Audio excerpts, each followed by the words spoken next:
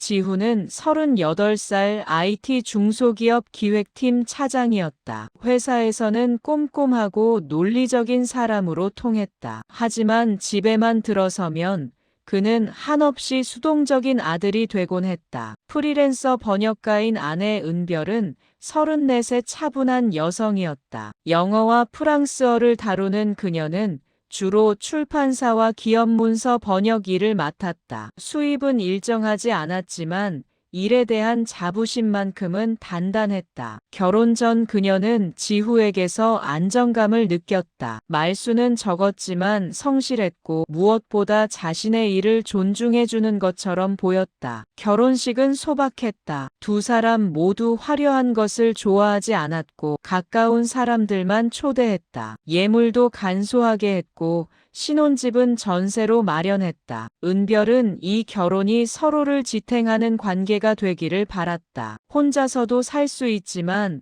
함께라면 더 나은 삶을 만들 수 있다고 믿었다. 그러나 결혼과 동시에 시어머니 순자가 그들의 삶에 깊숙이 들어왔다. 63세 순자는 남편을 일찍 여의고 아들 하나를 키워냈다. 지후는 그녀의 전부였고 그녀는 아들의 모든 것을 알아야 직성이 풀렸다. 결혼 후에도 그 습관은 변하지 않았다. 은별아, 지후 저녁은 뭐 해줬어? 속 안 좋다고 했는데 죽 끓여줬어?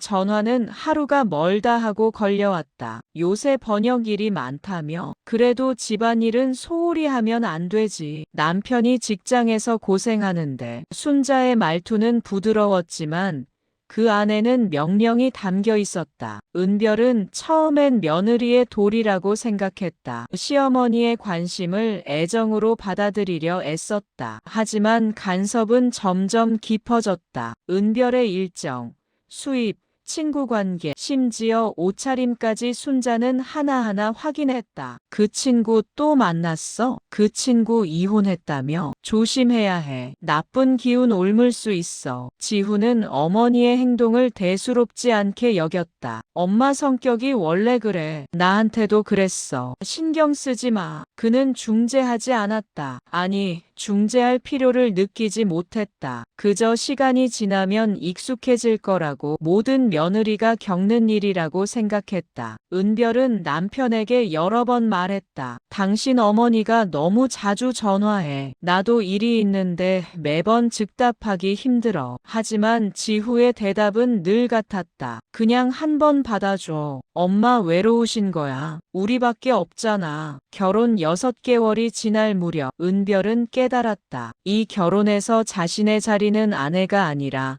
아들을 돌보는 또 하나의 어머니였다. 그리고 진짜 어머니는 결코 자리를 내어주지 않을 것이었다. 그녀는 아직 포기하지 않았다. 하지만 이미 균열은 시작되고 있었다. 결혼 1년이 지나자 순자의 태도는 더욱 노골적으로 변했다. 어느 날 저녁 지후의 휴대폰에 어머니의 메시지가 왔다. 요즘 생활비가 빠듯하구나. 병원비도 만만치 않고. 지후는 화면을 보고는 한숨을 쉬었다. 엄마가 돈이 좀 필요하신가 봐. 그는 은별에게 조심스럽게 말을 꺼냈다. 우리가 조금 도와드리면 안 될까?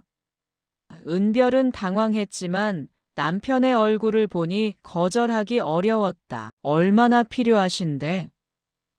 한 달에 40만 원 정도면 될 것 같아. 은별은 계산기를 두드렸다. 자신의 수입은 달마다 들쭉날쭉했다. 그래도 남편과 함께 부담한다면 불가능한 금액은 아니었다. 알았어. 그런데 이건 우리 둘이 같이 내는 거야. 나만 부담하는 건 아니고. 지후는 고개를 끄덕였다. 당연하지. 첫 달 은별은 어머니 통장으로 40만 원을 보냈다. 순자는 고맙다는 문자를 보냈다. 우리 며느리 기특하네. 아들 복이 있어. 은별은 마음이 조금 누그러졌다. 어쩌면 이것이 관계를 푸는 실마리가 될지도 모른다고 생각했다. 하지만 2달째부터 감사의 말은 사라졌다. 돈은 당연한 것이 되었고 오히려 요구는 늘어났다. 은별아, 이번 달은 병원 가야 해서 조금 더 필요한데 10만 원만 더 보태줄 수 있어?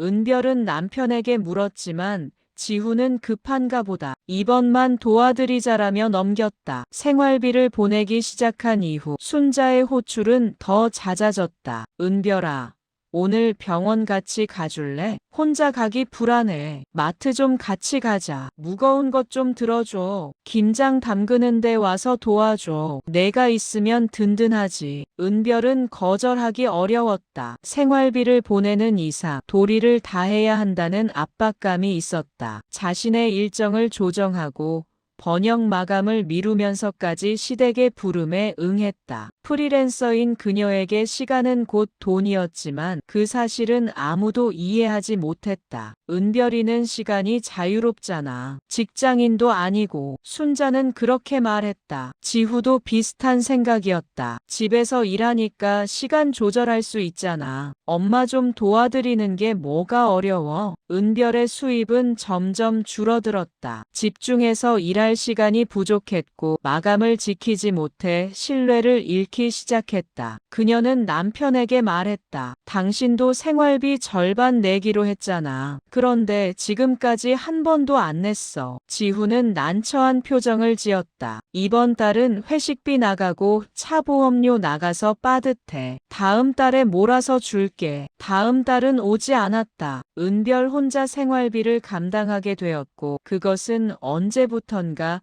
그녀의 의무가 되어 있었다. 순자는 더 이상 고맙다는 말도 하지 않았다. 돈은 매달 정해진 날에 들어와야 하는 당연한 것이 되었다. 은별은 통장을 보며 한숨을 쉬었다. 선의로 시작한 일이 어느새 족쇄가 되어 있었다. 그리고 그 족쇄를 푸는 방법을 그녀는 아직 몰랐다. 결혼 2년차 가을, 은별에게 중요한 기회가 찾아왔다. 대형 출판사에서 프랑스 소설 번역을 의뢰한 것이다. 계약금도 상당했고 성공하면 장기 협력으로 이어질 수 있는 프로젝트였다. 은별은 오랜만에 설렜다. 이 일만 잘 마무리하면 흔들리던 커리어를 다시 세울 수 있을 것 같았다. 계약 미팅은 수요일 오전 10시로 잡혔다. 은별은 일주일 전부터 준비했다. 샘플 번역을 다듬고 일정표를 작성하고 출판사 담당자의 이력까지 찾아봤다. 전날 밤에는 옷까지 미리 꺼내두었다. 그런데 미팅 당일 아침 7시 순자에게서 전화가 왔다. 은별아, 오늘 병원 같이 가줘야겠어. 어제부터 허리가 너무 아파. 은별은 당황했다. 어머니, 오늘은 정말 중요한 약속이 있어서요. 내일은 안 될까요? 내일? 오늘 예약 잡아놨는데 어떻게 내일로 미뤄? 며느리가 이럴 수 있어? 순자의 목소리는 단호했다. 일이 뭐가 그리 중요해. 시어머니 건강보다 중요한 게 어디 있어? 은별은 남편을 흔들어 깨웠다. 당신이 가면 안 돼. 나 오늘 정말 중요한 미팅 있어. 지후는 눈도 제대로 뜨지 않은 채 말했다. 나는 회사 가야 되잖아. 너는 시간 조절되니까 내가 가. 미팅은 오후로 미루면 되지. 이미 확정된 시간이야. 출판사 임원이 참석하는 자리라고. 그럼 다음에 또 기회 있겠지. 엄마가 아프신데 어떡해. 은별은 더 이상 말할 수 없었다. 결국 출판사에 전화를 걸어 사정을 설명했지만 돌아온 대답은 차갑했다. 시간 조율이 어려우시면 다른 번역가를 알아보겠습니다. 그렇게 기회는 사라졌다. 병원에 동행한 은별은 진료실 밖에서 2시간을 기다렸다. 검사 결과는 단순 근육통이었다. 파스 한 장 처방받고 나오는 길에 순자는 말했다. 점심이나 먹고 가자. 여기 칼국수 맛집 있어. 은별은 아무 말도 하지 않았다. 그저 고개만 끄덕였다. 그날 밤 은별은 탈진한 채 소파에 누워 있었다. 지후는 퇴근하며 치킨을 사왔다. 엄마 모시느라 힘들었지. 오늘 수고했어. 그는 미팅이 무산된 것에 대해선 묻지 않았다. 관심이 없는 건지 중요하지 않다고 생각하는 건지 알 수 없었다. 주말 가족 모임이 있었다. 지후의 고모와 이모 가족이 모두 모였다. 순자는 친척들 앞에서 은별을 나무랐다. 우리 며느리가 말이야.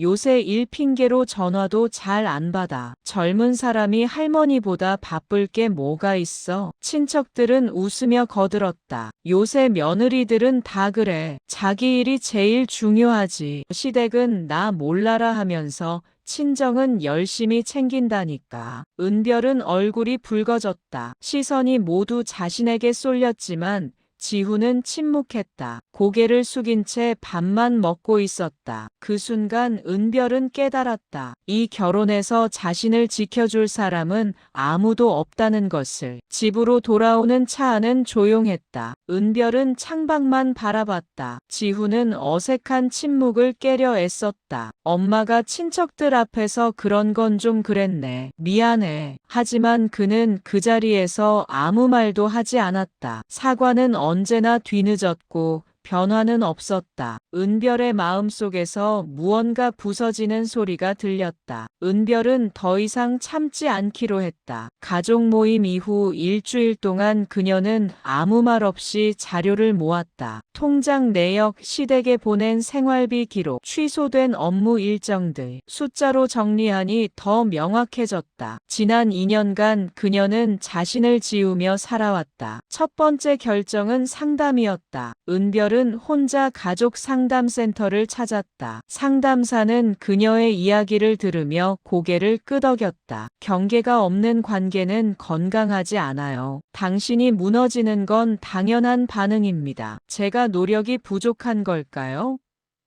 은별이 물었다. 노력의 문제가 아닙니다. 관계는 양방향이에요. 지금은 당신만 주고 있어요. 상담사의 말은 명확했다. 스스로를 지킬 권리가 있습니다. 그게 이기적인 게 아니에요. 은별은 6번의 상담 끝에 결심했다. 독립을 준비하기로 했다. 작은 원룸을 알아보고 짐을 조금씩 정리했다. 그리고 가장 중요한 일을 했다. 시어머니 통장으로 가던 자동이체를 끊었다. 이틀 뒤 순자에게서 전화가 왔다. 은별아, 이번 달 생활비가 안 들어왔는데?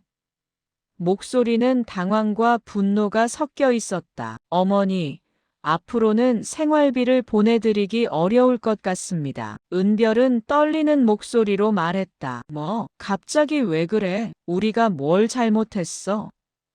순자는 소리쳤다. 지후한테 말해봐. 당장 전화 바꿔. 지후 씨한테는 제가 직접 말씀드릴게요. 은별은 전화를 끊었다. 손이 떨렸지만 후회는 없었다. 그날 저녁 지후는 퇴근하자마자 따졌다. 엄마한테 무슨 짓이야? 생활비를 왜 끊어?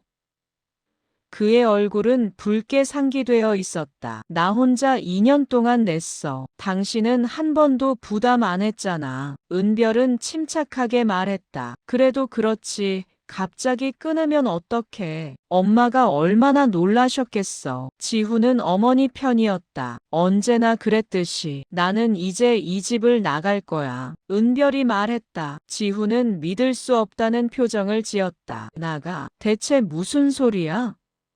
이혼하자. 더 이상 못 살겠어. 지후는 당황했다. 야, 진정해. 우리 얘기 좀 해보자. 엄마 문제는 내가 해결할게. 그는 처음으로 진지해졌다. 하지만 너무 늦었다. 2년 동안 기회는 많았어. 당신은 한 번도 내 편이 된 적이 없어. 은별의 목소리는 단호했다. 지후는 며칠간 매달렸다. 엄마한테 내가 말할게. 앞으로는 간섭 안 하시게 할게. 생활비도 내가 낼게. 내가 부담 안 느끼게 할게. 하지만 모든 해결책의 중심에는 여전히 어머니가 있었다. 당신은 결혼했지만 여전히 아들이야. 남편이 아니야. 은별이 말했다. 지후는 아무 대꾸도 못했다. 은별은 이사할 날을 잡았다. 짐은 많지 않았다. 결혼하면서 가져온 것들과 자신의 책, 노트북 정도였다. 지후는 마지막까지 붙잡았다. 내가 원하는 대로 다 할게. 제발 다시 생각해봐. 내가 원하는 건 나를 지켜주는 사람이었어. 그게 당신이 아니라는 걸 이제 알았어. 은별은 문을 닫았다. 이혼 조정은 생각보다 빨리 진행됐다. 재산 다툼도 없었고 자녀도 없었다. 서류에 도장을 찍는 순간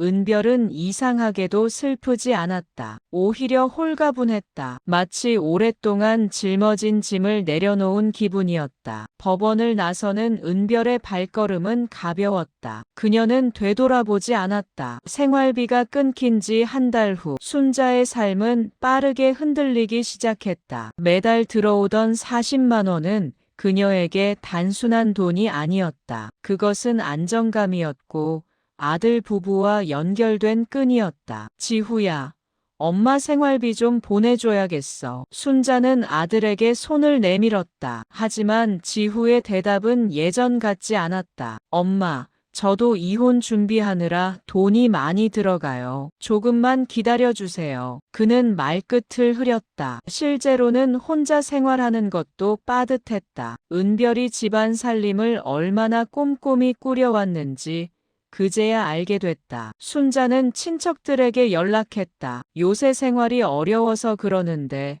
조금만 도와줄 수 있을까?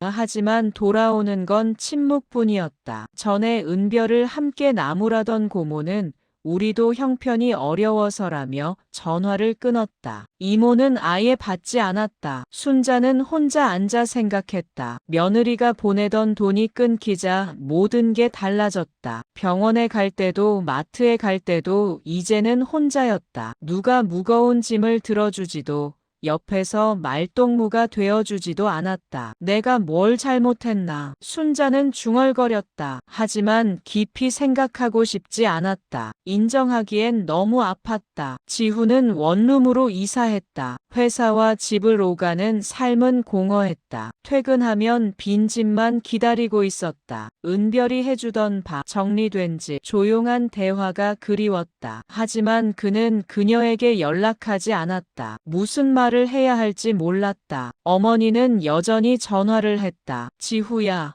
오늘 저녁 같이 먹을래? 이번 주말에 집에 와서 형광등 좀 갈아줘. 지후는 예전처럼 달려갔다. 하지만 돌아오는 길은 늘 무거웠다. 내가 잘한 건가라는 생각이 자꾸만 들었다. 어느 날 순자가 물었다. 은별이는 요새 어떻게 지내? 지후는 고개를 저었다. 모르겠어요. 연락 안 해요. 그 애가 너무한 거 아니야? 가족인데 어떻게 그럴 수가 있어. 순자는 여전히 자신이 피해자라고 생각했다. 지후는 아무 말도 하지 않았다. 이제는 그도 확신할 수 없었다. 반면 은별은 작은 작업실에서 다시 일을 시작했다. 처음엔 어려웠다. 2년간 잃었던 신뢰를 되찾는 건 쉽지 않았다. 하지만 그녀는 포기하지 않았다. 마감을 지켰고 꼼꼼하게 일했고 조금씩 의뢰가 늘어났다. 무엇보다 좋은 건 시간이 온전히 자신의 것이라는 사실이었다. 새벽에 일어나 커피를 마시며 원고를 펼치는 시간, 집중해서 문장을 다듬는 순간, 마감을 끝내고 느끼는 성취감. 더 이상 누구에게 설명하지 않아도 됐고 허락받지 않아도 됐다. 어느 가을 오후 은별은 동네 카페에서 노트북을 펼쳤다. 창밖으로 은행나무 잎이 떨어지고 있었다. 전화기는 조용했다. 누구도 그녀를 부르지 않았다. 그것이 외롭지 않았다. 오히려 평온했다. 지인이 물었다. 이혼하고 후회 안 해? 은별은 잠시 생각하다 대답했다. 후회는 없어. 다만 더 일찍 결정하지 못한 게 아쉬울 뿐이야. 그녀는 다시 키보드를 두드렸다. 프랑스어 문장이 한글로 옮겨졌다. 한 문장, 한 문장이 그녀의 새로운 삶을 만들어가고 있었다. 더 이상 누구의 며느리도 누구의 아내도 아닌 온전히 자기 자신으로 사는 살. 그것이 은별이 얻은 가장 큰 자유였다. 3년 후 은별은 번역가로서 자리를 잡았다. 2권의 베스트셀러 번역을 맡았고 출판사들은 그녀를 신뢰했다. 작업실 책상 위에는 새로운 프로젝트 계약서가 놓여 있었다. 삶은 여전히 바쁘고 때론 불안했지만 그 모든 것이 자신의 선택이었다. 주말 오후 은별은 오랜만에 친정을 찾았다. 어머니는 된장찌개를 끓이며 물었다. 요새는 좀 어때? 괜찮아요. 일도 잘 되고. 은별은 웃었다. 혼자 사는 게 편해요. 재혼 생각은 없어. 어머니의 조심스러운 질문에 은별은 고개를 저었다. 아직은요. 지금이 좋아요. 그녀는 진심이었다. 누군가와 함께하는 것도 좋지만 혼자여서 잃지 않는 것들이 더 소중했다. 저녁을 먹고 나오는 길, 은별은 동네 서점에 들렀다. 자신이 번역한 책이 베스트셀러 코너에 꽂혀 있었다. 책등에 적힌 자신의 이름을 보며 그녀는 미소 지었다. 이 이름을 지키기 위해 많은 것을 놓아야 했지만 후회는 없었다. 마이너스. 지훈은 여전히 같은 회사에 다녔다. 차장에서 부장으로 승진했지만 삶은 크게 달라지지 않았다. 회사와 집, 가끔 어머니 댁을 오가는 일상이었다. 소개팅을 몇 번 나갔지만 진전은 없었다. 상대 여성들은 그의 어머니 이야기를 듣고는 연락을 끊었다. 효자시네요라는 말 뒤에는 늘 거리두기가 있었다. 어느 날 지훈은 은별의 번역서를 서점에서 발견했다. 책을 펼쳐보니 그녀의 간결하고 정확한 문체가 느껴졌다. 이렇게 일하고 싶었구나. 그는 뒤늦게 깨달았다. 그녀가 원했던 건 화려한 게 아니라 자기 일에 집중할 수 있는 시간과 존중이었다는 것을. 책을 덮으며 지훈은 생각했다. 미안하다고 말하면 받아줄까? 하지만 전화기를 꺼내지는 않았다. 어떤 사과는 너무 늦어서 의미가 없다는 걸 알았다. 그는 그저 그녀가 잘 살기를 바랄 뿐이었다. 마이너스. 순자는 혼자 사는 삶에 익숙해졌다. 아들은 한 달에 2번 정도 들렀고 생활비를 조금 보탰다. 예전만큼은 아니었지만 살아갈 수는 있었다. 복지관에서 노인 일자리 사업에 참여하기 시작했다. 환경정리 일이었지만 함께 일하는 사람들과 수다를 떨 수 있어 나쁘지 않았다. 점심시간에 동료 할머니가 말했다. 며느리한테 너무 의지하지 마. 자식은 자식 인생 살아야지. 순자는 아무 말 없이 고개를 끄덕였다. 인정하고 싶지 않았지만 그 말이 맞았다. 은별을 떠올리면 여전히 섭섭했다. 내가 뭘 그렇게 잘못했나 싶었다. 하지만 돌이킬 수는 없었다. 어느 날 슈퍼에서 젊은 며느리가 시어머니와 장을 보는 모습을 봤다. 둘은 웃으며 이야기하고 있었다. 순자는 그 모습을 한참 바라봤다. 저렇게 할 수도 있었나. 하지만 이미 지나간 일이었다. 마이너스. 봄이 왔다. 은별은 새 프로젝트를 시작했다. 프랑스 여성 작가의 자전 에세이였다. 한 문장이 그녀의 마음을 울렸다. 자유는 누가 주는 게 아니라 스스로 찾아가는 것이다. 그녀는 형광펜으로 그 문장에 줄을 그었다. 창밖으로 벚꽃이 흩날리고 있었다. 은별은 커피를 한 모금 마시고 다시 키보드를 두드리기 시작했다. 세 사람은 각자의 계절을 살고 있었다. 누군가는 봄을, 누군가는 여전히 겨울을. 하지만 시간은 흘렀고 삶은 계속됐다. 각자가 선택한 방식으로.